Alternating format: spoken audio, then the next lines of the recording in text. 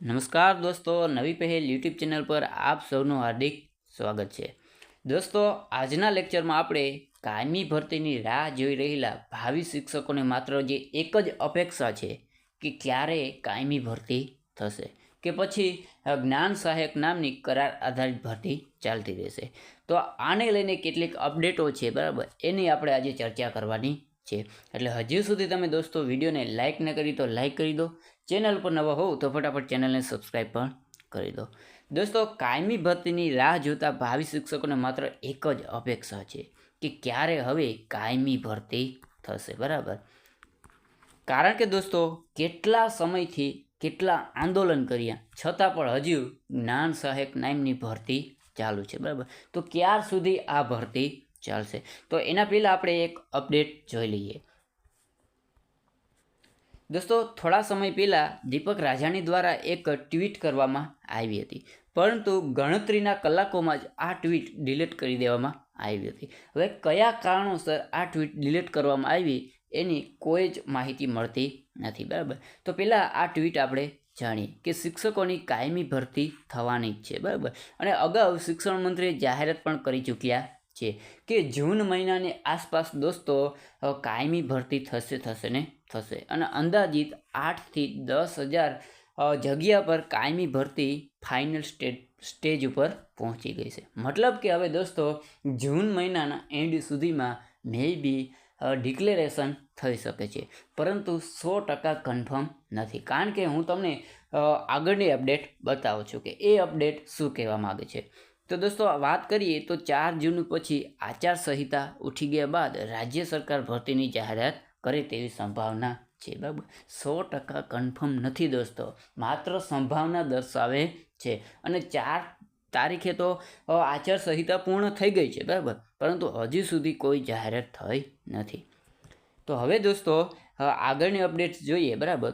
તો દોસ્તો, કટિંગની વાત કરીએ, ન્યૂઝપેપરનું કટિંગ તમારી સામે છે, એની વાત કરીએ તો એમાં લખેલું છે કે પ્રાથમિકથી ઉચ્ચતર માધ્યમિક વિભાગમાં શિક્ષકોની કાયમી ભરતી માટે તજવીજ, બરાબર.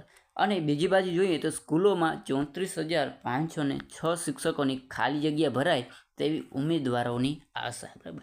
આશા અને અપેક્ષાઓનો ક્યારેય દોસ્તો અંત હોતો નથી, પરંતુ એ વાસ્તવિકતામાં ક્યારેય ફેરવાય એ જોવાનું ખાસ હોય છે.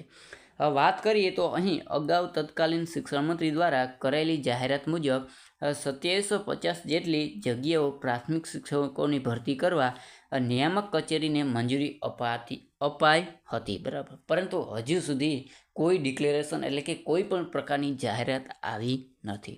હવે જોવાનું એ છે દોસ્તો કે ઉમેદવારોની અપેક્ષાઓ તો અઢળક છે, પરંતુ હવે જાહેરાત ક્યારે આવે એ જોવાનું રહેશે કે પછી જ્ઞાન સહાયક નામની જે કરાર આધારિત ભરતી છે એ ચાલતી રહેશે. આ મોટો સવાલ છે.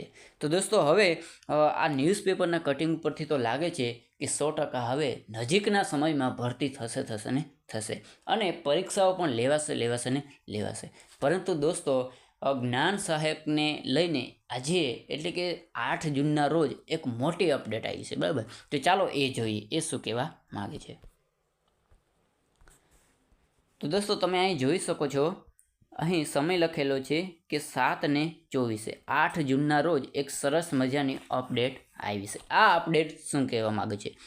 રાજ્યની સરકારી અને ગ્રાન્ટેડ માધ્યમિક શાળાઓમાં 6390 એટલે કે 6390 જગ્યા માટે જ્ઞાન સહાયકોની ભરતી થશે. તો શું કાયમી શિક્ષકોની ભરતી નહીં થશે? આ મોટો સવાલ છે દોસ્તો. ગત વર્ષે ખાલી પડેલી 31 મેની સ્થિતિએ નિવૃત્ત થયેલા શિક્ષકોની પોસ્ટ ઉપર ટૂંક સમયમાં થશે ભરતીની કાર્યવાહી. સ્કૂલ ઓફ કમિશન કચેરી દ્વારા શરૂ થઈ ભરતીની કાર્યવાહી નજીકના ભવિષ્યમાં આવી શકે છે જાહેરાત.